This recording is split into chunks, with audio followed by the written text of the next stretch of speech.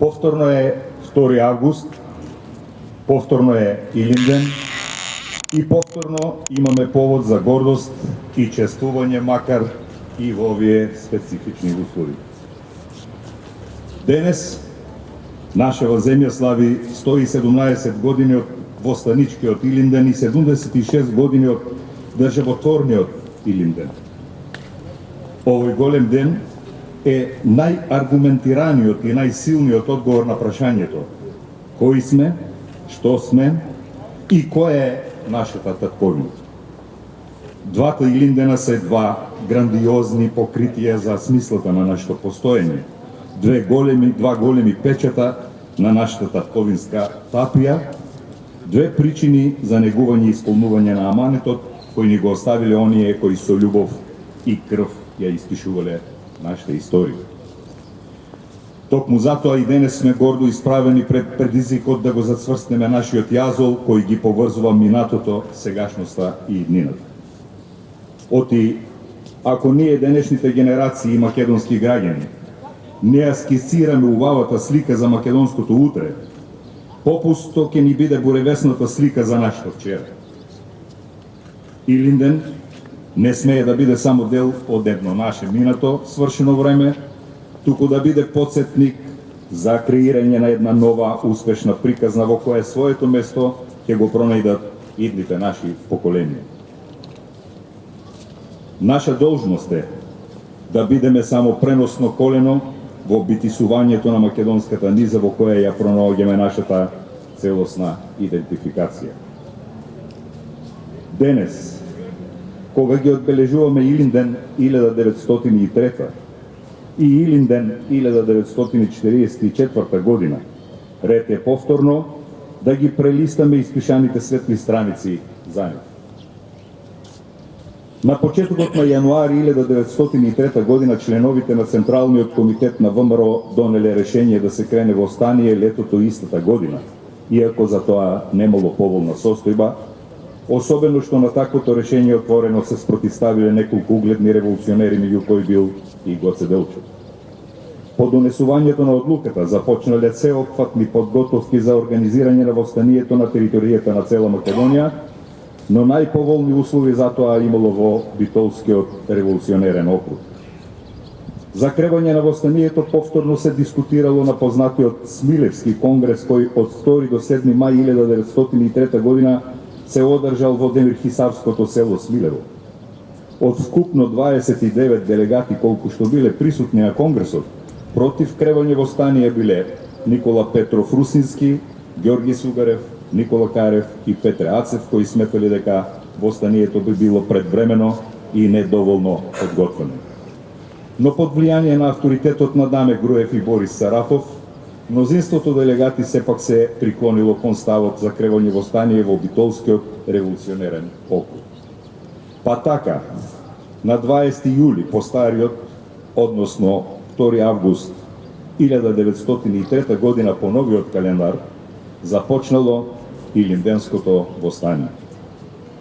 Првин било ослободено Смилево, па Крушево, центарот на востанието, а голем успех бил постигнат и во Костурско и Леринско.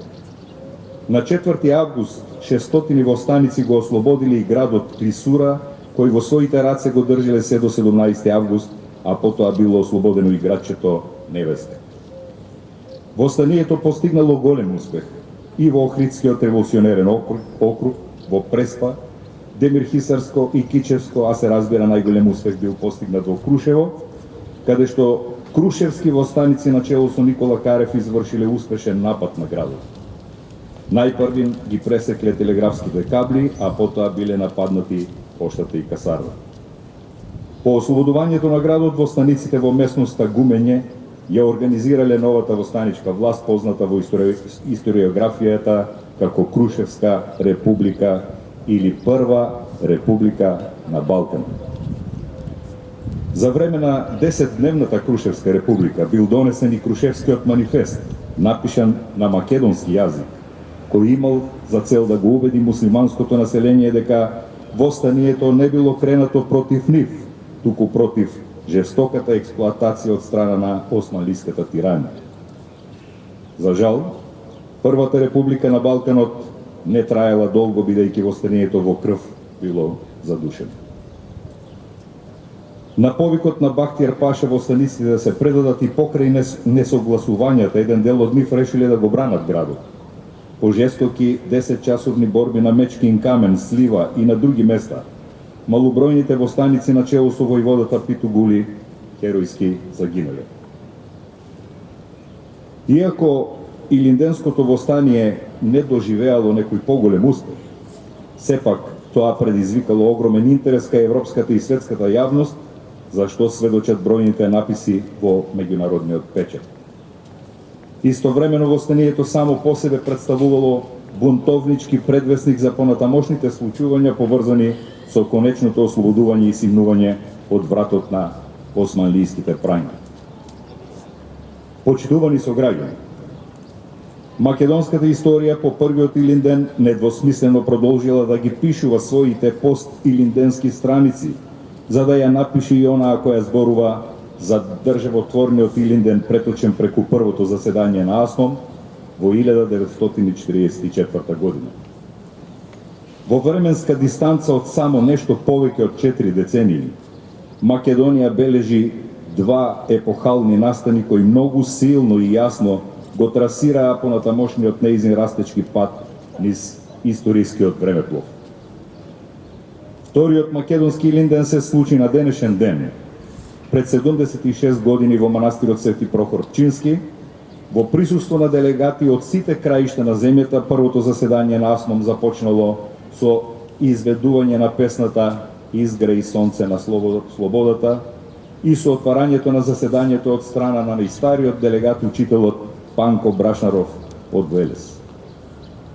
Во импресивниот говор на Брашнаров, тој меѓу другото го истакнал и следното: денес, на вториот славен Илинден, последен во неослободена Македонија, се ставаат темелите на македонската држава, во која ќе се обедини животот како што заслужува по сите своји претрпени робски маки.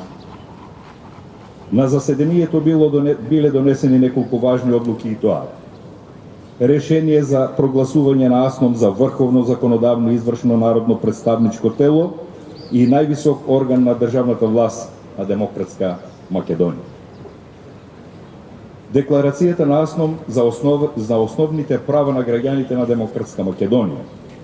Решение на АСНОМ за воведување на македонски јазик како службен јазик во македонската држава и решение на АСНОМ за прогласување на Илинден 2 август за народен и државен празник на македонската држава. Од заседанието се упатени и манифестот и прогласот на првото заседање на АСНОМ до македонскиот народ. Заседанието формирало и свој президиум, кој всушност представува прва македонска влада. За председател бил избран Методија Андонов Ченто, за подпредседател Панко Брашнаров и Емануел Чучков, за секретар Љупчо Арслов и Владимир Полежиновски, а биле избрани и 17 членови на президиумот. Тоа, драги мои сограѓани, се најважните факти од нашите два славни Илиндени. Тоа се нештата кои не само на денешен ден, туку постојано треба да ги повторуваме, да останат вечно врежени во нашиот историски споменар како воведно четиво во книгата на нашето постоење. А таа наша книга треба да ја пренесуваме од рака во рака, од колено на колено, до сите генерации македонски граѓани кои се родиле или ќе се родат на оваа парче балканска земја. Споменот и гордост за двата Илиндена ќе останат вечни. Тоа ќе биде така само ако искрено си ја сакаме татковината и ако искрено го вложиме целокупниот наш капацитет за нејзиниот опстој, растеж, мир и благосостојба. Нека ни се честити и свети двата Илиндена, нека ни е вековит денот на Републиката.